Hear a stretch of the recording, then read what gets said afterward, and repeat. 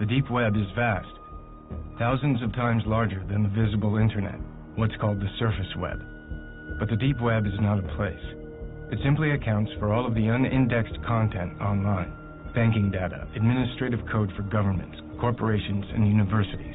It's like looking under the hood of the internet. Over time, the deep web became inhabited by people of all types who wanted to use this terrain for privacy. This hidden area of the deep web is called the darknet, and it's accessible with a software service called Tor, originally developed by the U.S. military and now open source and publicly funded. And while law enforcement and the media have painted a picture that Tor and the darknet are nefarious tools for criminals, it's important to understand that they are largely used for good by government agencies, journalists, and dissidents around the world.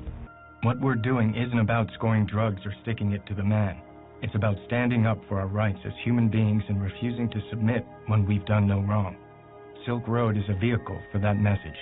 All else is secondary.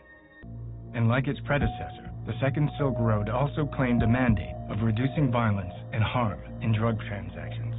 The Dread Pirate tweets, "Silk Road, while under my watch, will never harm a soul. If we did, then we are no better than the thugs on the street." The new Dread Pirate Roberts told me that he knows he can't be around forever, and when he's gone, he's confident someone else will step up and fill the void. You could take down the man, but you can't take down the idea. By this time, statistics appeared claiming the first Silk Road had succeeded in its mission of reducing violence in the drug trade.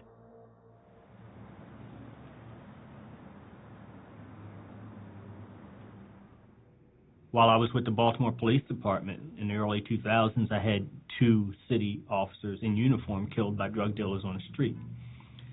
And there was a family of 7, a Dawson family on Preston Street.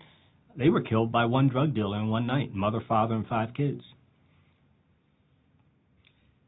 And so as the years in the early 2000s start moving along, I'm continuing to think about this from a place of violence and beginning to realize that our policies of drug prohibition were actually counterproductive to public safety. The one thing that I signed on for to improve, to better public safety in our neighborhoods, was making it worse.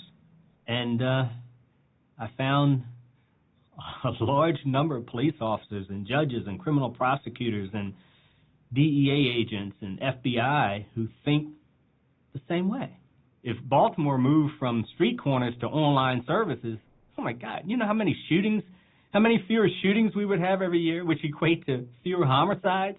Number one, it removes the buyer from the back alleys and from the street corners and from those dangerous places of dealing with the seller.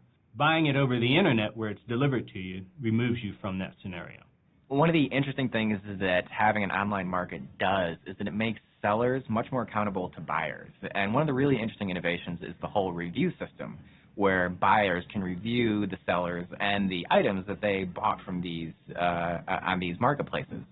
And what that does is it makes sellers more accountable, and it gives buyers a way to assess both the quality, the purity, and the potency of the drugs they're getting. It makes these transactions much more safe for the buyers.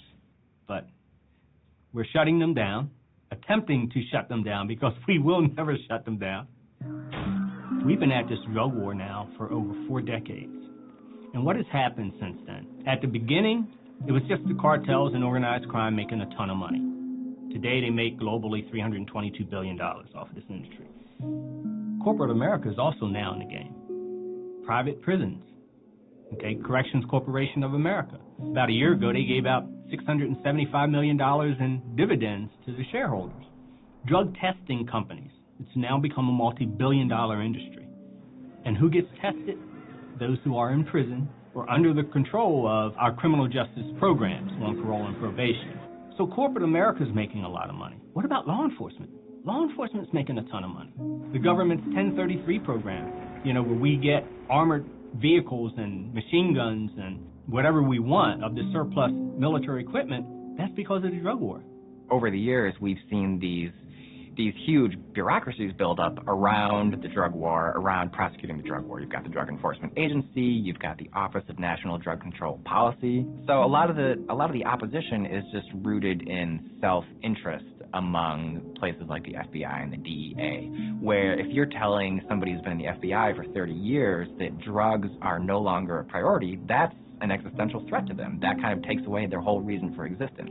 You really have to think about the danger of some of these drugs, the severe danger of addiction, the havoc that it reaps on families and children and careers. And so to say that we need to step back and liberalize, well, that's one approach you can take, but then you've got to look at a cause and effect. If we do this, what are the second and third order effects? The FBI, our federal government, they're going to go in and they're shutting these places down. You know what? New ones just open up. Because there's so much money to be made, they'll continue to open up, and it's just a dog chasing its tail.